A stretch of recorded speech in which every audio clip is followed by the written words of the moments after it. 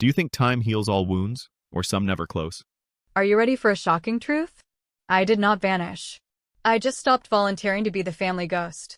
That is the only way I can explain what happened when my parents went on their so-called luxury beach trip with my siblings and left me at home because, in their words, school comes first. At first, I thought it was just another instance of them brushing me aside, something I had lived with for years, but the more I sat with it, the clearer it became that I had been playing the role of background support in a show that was never about me. And that realization changed everything. When they broke the news, it was delivered as if it had already been decided weeks ago. They sat me down and told me, almost in a rehearsed tone, that Brooke and Tyler would benefit from the family trip, that it was great exposure for them, and that I had more important responsibilities. I asked when my finals actually mattered, since they were weeks away and mostly online, but my mom waved her hand like it was a minor detail. "You need to stay focused," she said, and my dad chimed in with, "It's only fair." That word fair burned more than the exclusion. For years I had been the one quietly making sure things ran smoothly, covering gaps, driving them when they needed rides, editing emails, handling refunds, uploading photos, making appointments, all while being told I was the responsible one. Fair never factored in when it came to me. That night, I sat down with my laptop and made a list. Not a list of complaints, not some emotional venting, but a real, detailed ledger of how often I was used as free labor, as an afterthought, or as a safety net. I listed out how many times I had paid for small things like groceries or gas with the promise of being paid back, how many nights I had to rearrange my schedule to pick someone up, how many family group projects were carried on my account. The number shocked even me, and I realized that in a way, I was financing the family's comfort with my time, my money, and my silence. That was the moment when I stopped feeling guilty for planning a response. The first step was money. My parents had convinced me to put some recurring bills under my account years ago because it was convenient. Streaming services, a couple of subscriptions, even a utility or two had somehow landed under my name. I had shrugged at the time, but sitting there I realized I had been subsidizing their convenience for years. So I logged in, canceled my cards on every shared account, and set up notifications for every transaction. It felt like flipping a switch. For once, I was not funding the comfort of people who treated me like an accessory.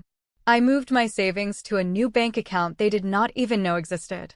That account became my safety net, my secret escape fund. The second step was time. They relied on me constantly for last-minute rides, errands, or tech fixes. I decided I would no longer jump at every call. If they needed something, they could plan like adults or hire help. I told myself this once and stuck to it.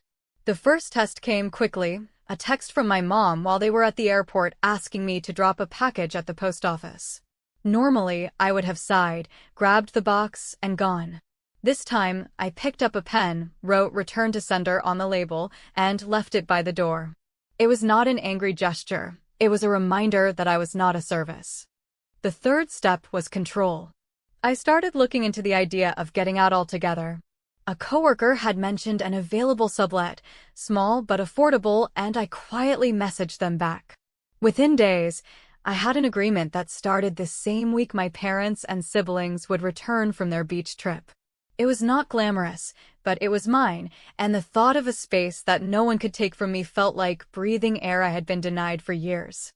As I boxed up my life, 2 storage tubs of essentials, some clothes, my laptop, a binder of important documents, I realized I did not need to scream or make speeches to be heard. Silence, done right, is louder than any argument. My revenge was not about smashing their trip or throwing tantrums. It was about pulling my weight off their shoulders so they could finally feel how heavy it actually was. They had always assumed I would be there to keep the background in order, but I was about to prove them wrong in a way they could not spin as disobedience or immaturity. By the time they landed at the beach, posting selfies and videos in matching outfits, I had already begun my quiet extraction. They thought leaving me behind was punishment. What they did not know was that it had set me free. The last thing I did that night before going to bed was glance at my phone, where my mom's message still glowed. "Don't forget the package, thanks." I smiled, shut it off, and looked at the 2 packed boxes by the door. They thought they had left me behind for school. The truth was, I was already leaving them behind for good. And that was only the beginning. When people talk about family memories, they always mention photographs, the framed shots in the living room, the albums that get pulled out during holidays, and the slideshows that run on repeat during family gatherings. Yet in our house, those photographs were more than just keepsakes. They were the backbone of the story my parents told about us, the curated version of a happy family where everything looked balanced and every smile matched. For years, I had been the one behind the camera, organizing, editing, uploading, creating the albums, and making sure every frame played smoothly on the digital screens in our home, and while my face was sometimes included, the truth was that my main role had always been to ensure everyone else looked good, their angles flattering, their moments captured. When they left me behind for their luxury beach trip, I realized with a sting of clarity that even in the story told by those images, I was an accessory, easily edited out, and that gave me the sharpest idea I had ever had.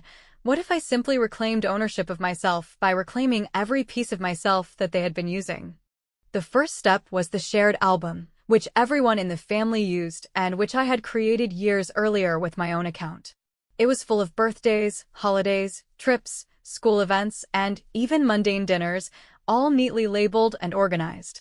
I logged in, looked through thousands of pictures, and methodically removed every single one that had my face in it or that I had taken and uploaded.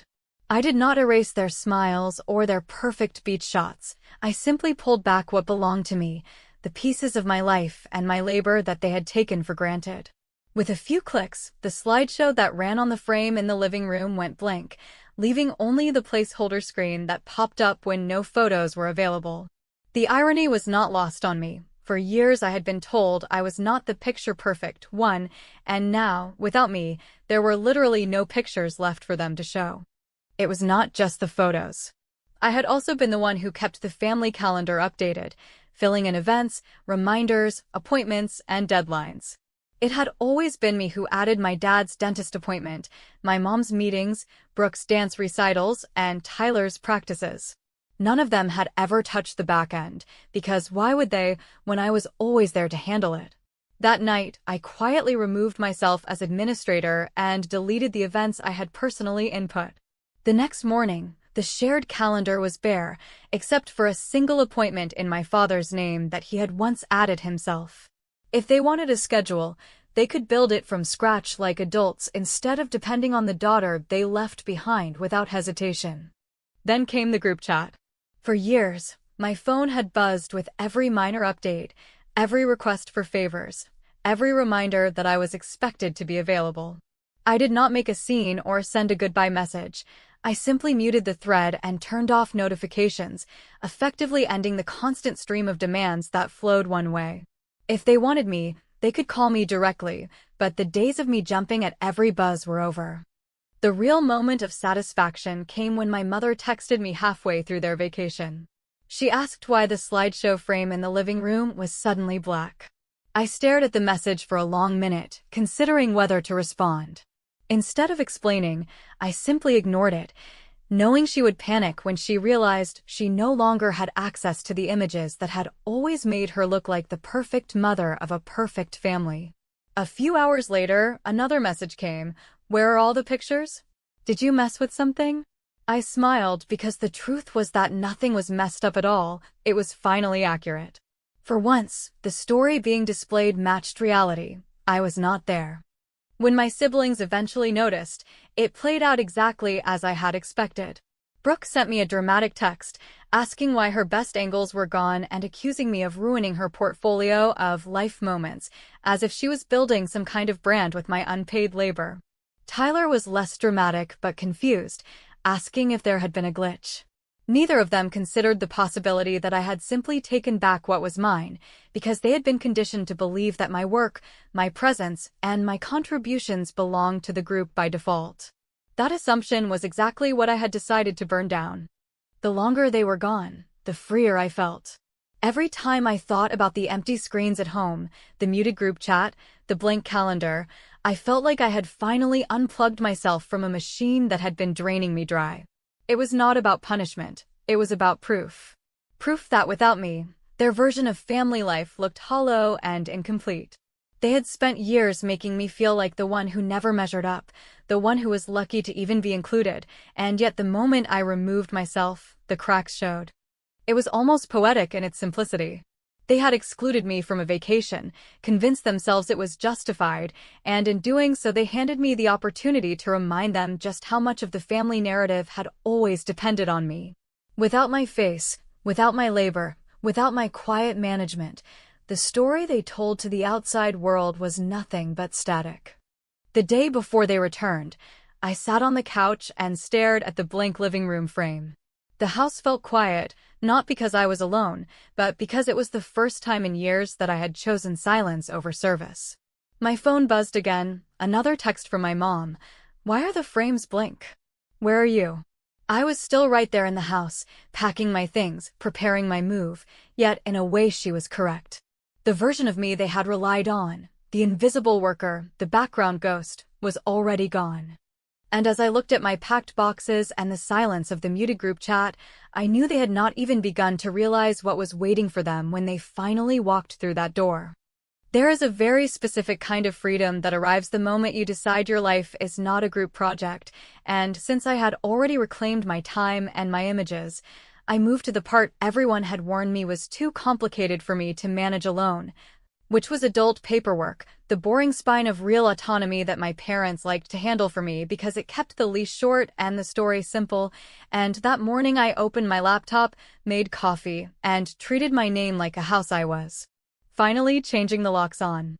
I started with school because the excuse for leaving me behind had been for school, as if I were a fragile responsibility instead of a living person who could read a policy and follow instructions. So I logged into the student portal, reviewed the privacy settings, and turned off every third-party permission that had been lingering since I was a teenager. Then I changed my security questions, updated my recovery email to the one only I control, and appointed myself as the sole contact for grades and notifications, because I am an adult and the law is not a mood. When I reached the section about authorized viewers, I removed the parent access that my mother had insisted I needed for emergencies, and I sat there looking at the empty box where their names used to be and felt a kind of quiet that finally made sense. Next came health records, which had always been a point of drama, because my mother believed that knowing the date of my appointments and seeing every lab result somehow made her a better parent, even though what it actually made her was the person who scolded me when I rescheduled a checkup to accommodate a work shift. So I reset the portal password, updated my emergency contact to myself, and printed the standard form that blocks non-consensual disclosures unless required by law. None of this was rebellious or cruel. It was ordinary compliance with the rules in a country where privacy kicks in when you reach adulthood. But because my family has a habit of turning boundaries into insults, I expected the reaction to be loud. I made a neat little binder and slid the health printouts behind tabs, because if they wanted to argue feelings, I would rather hold facts. Money was next, not the dramatic kind with massive transfers and shouted accusations, but the unflashy arithmetic of taxes and dependency, which is the part people never discuss when they are busy judging someone else's choices. I checked the criteria, ran through my earnings from my job and the shifts I had picked up, and realized that this year I qualified to file independently because I covered the required share of my own support and lived under my own financial steam for enough months. So I made a simple decision that would change far more than my April paperwork.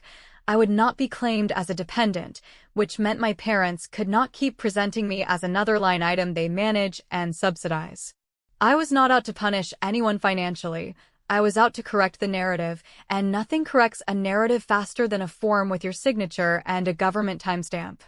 By mid-afternoon, I moved to the small, sneaky places where we had allowed convenience to become control, the little authorizations that seem harmless until you stack them together and realize someone else has the keys to your week. I reset authentication on the family password manager that I had set up, pulled out my entries, and replaced them with a private vault. Then I revised 2 streaming logins that were running through my card.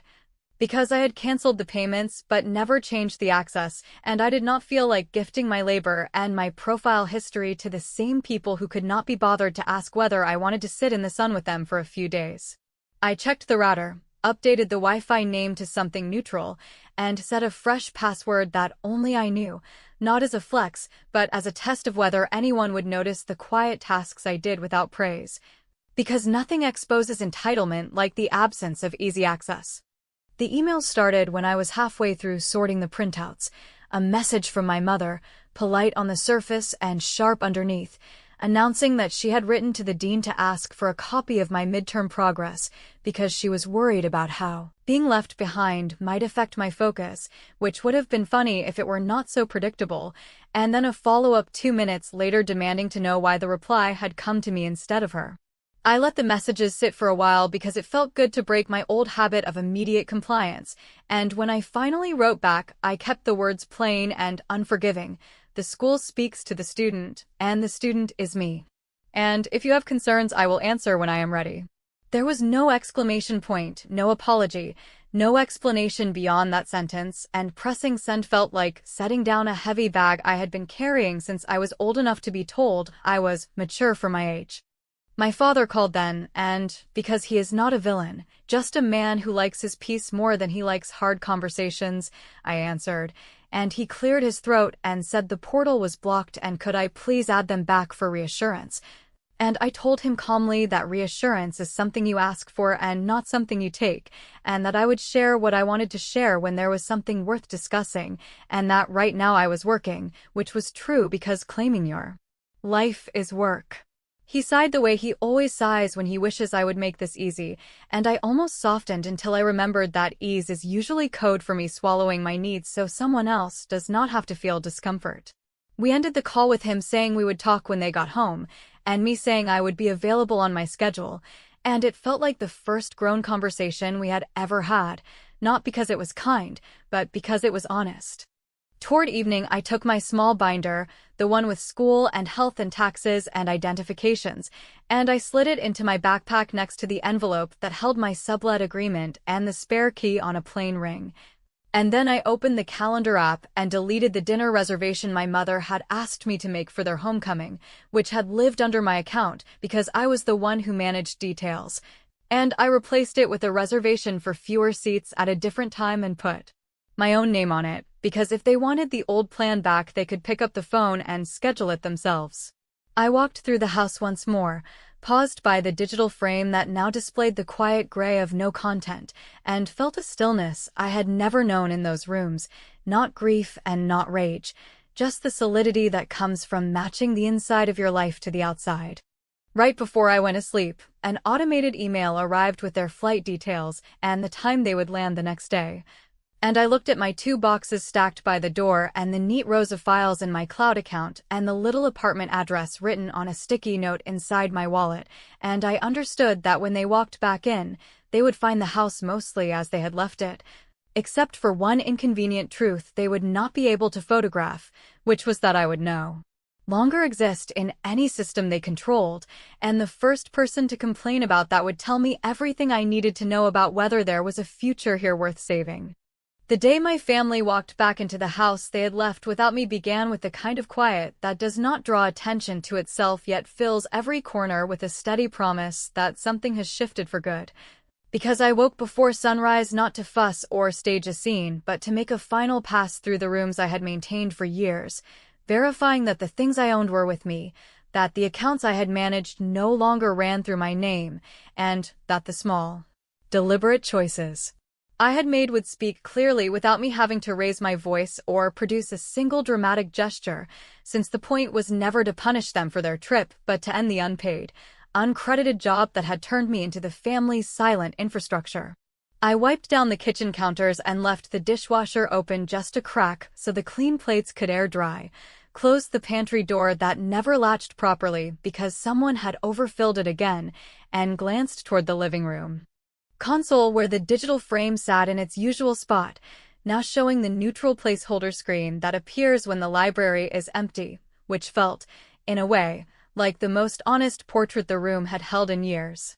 By the time the car pulled into the driveway, I had packed my backpack with the binder of documents, the spare key to the sublet, my wallet, and the new phone charger that, unlike the old shared one, belonged only to me.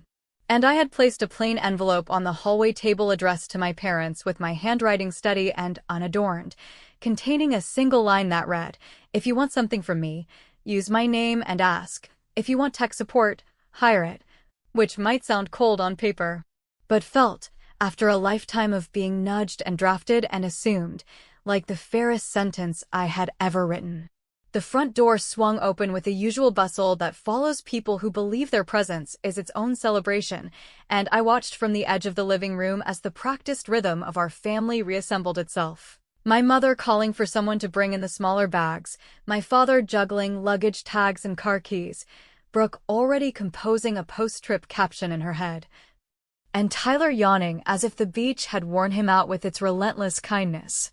They say you learn the truth about any system by removing a single component and observing what fails first, and within minutes the failures lined up in a tidy row, not catastrophic by themselves yet revealing an aggregate. Because my mother looked at the frame and frowned when she saw the gray idle screen, then took out her phone to open the app and discovered that the album owner had left, which she insisted must be a glitch since, in her mind, everything in the house was a collective resource even when the account belonged to one person, and while she was tapping and swiping with growing irritation, my father asked what time the dinner reservation was for, and I said that the restaurant would be delighted to seat 4 at 7 under the name Collins. And he blinked twice, confused by the missing fifth chair that he had not noticed until the moment scarcity made it visible. Brooke asked, with a tone that suggested a personal trauma, why her trip photos were not playing, which was my cue to tell her that the photos she had taken were still safe in her own library, and that the images I had shot and uploaded during that long season of unpaid labor were no longer on display because I had removed them, which did not erase her moments. It simply stopped supplying free proof of them to the room. Tyler tried to connect his game console, muttered about the Wi-Fi, and asked for the password as if asking for a glass of water. At which point I told him the network name had changed for security reasons and that whoever set up the devices could program the new credentials without me, a sentence that made him look at me as if I had spoken an unfamiliar language. Not because he is unkind, but because, until that morning, he had lived in a world where the person he called responsible solved problems before they rose to the level of a request. My mother put down her phone and turned to the hallway table where she saw the envelope, opened it with the swift, practiced motion of a person accustomed to reading documents about other people's lives, and stood still for a full 3 seconds as she absorbed the single line, which she called rude even though it said nothing more than the terms of engagement that govern adults who respect one another's time. I could have explained the shared calendar that now contained only the solitary dentist appointment my father once added himself. I could have narrated the tax decision that removed me from their dependent column. I could have provided a tutorial on how to rebuild a slideshow, restart a router, export a library, or rebook a table, yet I chose another kind of clarity, the kind that lets consequences provide the instruction.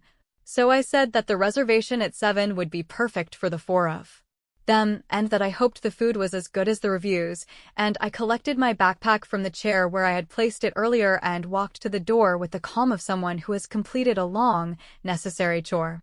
My mother's voice reached me just as I set my hand on the knob, not a scream, not even a plea, more like a flat accusation that tried to pass for ethics. You uninvited yourself from your own family. Which is the kind of sentence that sounds like a moral indictment until you consider who sent the very first invitation and who was told to stay home, because education matters when it is useful as an excuse. I told her that invitations are not birthrights, that attendance without respect is not family, and that I was not uninviting myself from anything. I was selecting the rooms where I would be treated as a person rather than a convenient function. And I said it without heat, not because I lacked it, but because I refused to donate 1 more ounce of energy to a performance that expected me to clap for my own erasure. My father asked where I was going and whether I would be back for dinner, and I said I had plans, which was true even if those plans consisted of eating a simple meal in a quiet space I paid for myself, and that I would be reachable when I chose to be. And that if they wanted to talk they could text me like people who know the difference between a question and a command.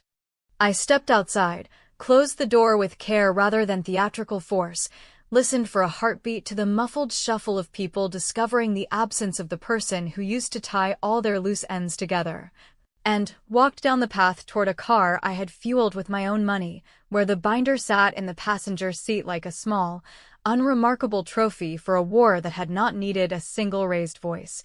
And as I pulled away, I did not look back at the windows because I already knew what they would show, which was a living room with a beautiful frame that displayed nothing at all until someone did the work, and for once it would not be me.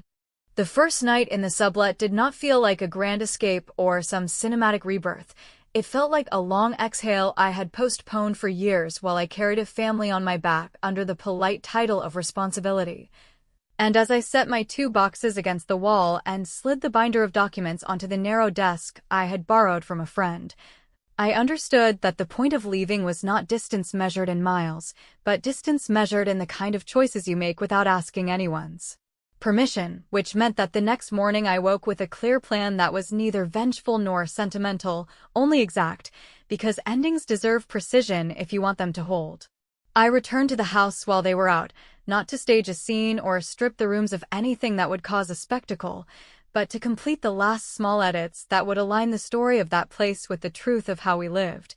And I moved through the hallway with quiet hands, taking only what had always been mine and refusing to touch anything that was not, even when the temptation to make a mess rose and fell like a childish wave I allowed to pass without indulging it. On the living room wall there used to hang a collage that pretended to be inclusive while actually being selective in a way that always placed me at the far edge. And in the open square where my photograph had once been wedged between a vacation sunset and a graduation cap, I slid a simple frame with a printed caption on plain paper that read, in a font so ordinary it could not be accused of drama, "Place your daughter here," which was not a threat or a plea but a mirror held at a fixed angle. And I left it there knowing that anyone who wanted to argue about intent was really arguing with the mirror itself. I did not leave a letter this time because I had already stated the terms in language that could not be mistaken for a tantrum, so I checked the router one last time, confirmed that the shared accounts no longer ran through my name, placed the extra keys on the hook where they would be found without a rush of panic, and walked out with the same calm I had used to walk in, which is to say the steady rhythm of someone who has decided that peace is not a prize you win from other people but a discipline you practice for yourself. Back at the sublet, I made a late breakfast, opened my laptop, and created a new album that contained only the photographs I loved because they told the truth about the world rather than about our performance in it, and I titled it My Life Unshared. Set its visibility to private, and sat very still while the progress bar filled, because it felt important to watch something that belonged to me land in a place designed for me and no one else, almost like watching a small boat you built with your own hands touch water for the first time and refuse to sink. Then I sent a single message to the family chat, not a monologue, not a list of grievances, not even a sentence, just a photo of the living room wall with that caption in the frame. Because sometimes the cleanest boundary is a picture that tells the whole story without your voice dragging behind it like a ragged flag. The responses arrived the way they always do when people who rely on your invisibility suddenly meet resistance that cannot be shamed into softness, with my mother writing a brisk paragraph about cruelty and ingratitude and lost traditions. My father sending a shorter note that tried to bridge the two poles by proposing a calm talk at a time convenient for everyone, and my sister, whose brand depends on curated affection, asking whether I was really going to ruin family memories over a technicality, which made me laugh in a quiet, exhausted way because it was exactly the opposite of a technicality. It was the central contract of any relationship that wants to survive adulthood, which is consent and the respect that makes consent possible. I did not answer right away because I wanted the silence to do its work, and also because, for the first time in years, no one's emergency had the power to override my morning, so I finished eating, washed the plate, looked around the little room that did not need my explanation to exist, and then wrote 3 messages that were as clear as a set of instructions printed on a box you can choose to open or not. The first said that if anyone wanted something from me, they would address me by my name and ask with a timeline that acknowledged I had a life, not a waiting room. The second said that if anyone wanted help with technology or scheduling, they could hire support the way grown people hire support, and that I would be happy to provide a list of providers at their request. The third said that if anyone wanted a relationship, they would accept that my privacy settings, financial independence, and educational records were not up for negotiation, and that any conversation began from there or it did not begin at all. Hours passed, and in those hours I discovered that peace is not the absence of noise, but the presence of a center you refuse to leave, because my phone was not quiet yet my mind was. And when the replies came, they lined up in a way that told me exactly where to place each person in the new map of my life, with my mother insisting she would never, ever sign a contract with her own child, my sister pivoting into flattery and then into guilt with the competence of someone who has learned how to climb attention the way Ivy climbs a wall, and my father, who surprised me, sending a single sentence that read, "Aaron, when would be a good time for me to sit down with you and listen?" Which was the first message in years that treated me not as a function or an obstacle, but as a person who could choose a time and be heard at it. I offered him a coffee shop near my sublet the next afternoon and a window that worked around my shift, and I arrived early not because I was eager to forgive but because I wanted to be the one who picked the table and the angle and the words, which I did. He listened, and he asked questions without the courtroom tone that used to wrap around every difficult topic until the subject felt guilty for existing, and when I finished explaining that the house would not break without me, but that our idea of family would, he said he could not fix my mother or my sister, but he could fix his part, and that if I sent him the calendar link he would take responsibility for his own appointments, and that he would not ask for my school password even once, and that he would take his turn learning how the photo frame worked or, failing that, he would hang a paper picture and call it good, which made me smile because it sounded like something a decent man would do when confronted with a problem he had outsourced for too long. When he asked whether I would come to dinner on Sunday, if the invitation arrived with my name on it and no expectations beyond conversation, I said I would consider it if the group chat stopped treating me like a concierge and started treating me like a guest, and that the first test would be simple, a message that asked, not commanded, and a table set for however many people answered that message with respect. On Sunday evening my phone buzzed with a note that read, "Aaron, we would like to have dinner at 7, and we would be grateful if you joined us as our guest.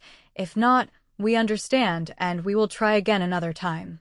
And I stared at it long enough to feel the old reflex, the one that translates any olive branch into a trap, and then I answered with a time that worked better for me and a request for a separate check. Not because I needed anyone to pay for me or feared I might be accused of sponging, but because I wanted to make it painfully obvious that we were building something new on clean ground, and at the restaurant I arrived as I promised, ordered what I wanted, and kept my hands off the logistics the way a person keeps their hands off a wound that is finally closing.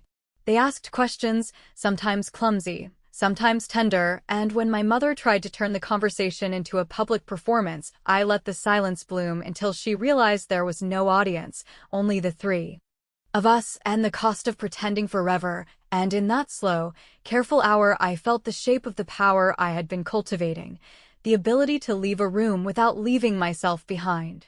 When I walked back to the sublet under a sky I did not bother to describe to anyone, I knew there would be more negotiations and more days when old habits tried to sneak back into new rooms, yet the essential architecture of my life had shifted on its base.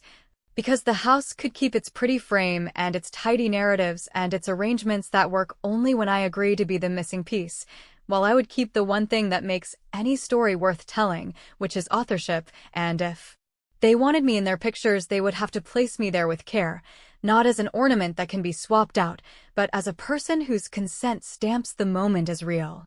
I did not vanish, I did not wage a war, and I did not wait for permission to become visible. I broke a habit that benefited everyone but me, and I built a life that does not require applause to prove it is true. Which is why when I turned off the light and set my phone face down, I whispered to the quiet room not as a slogan, but as a record of fact that cannot be retouched, that I won because I chose myself with the same relentless effort I had once spent choosing them.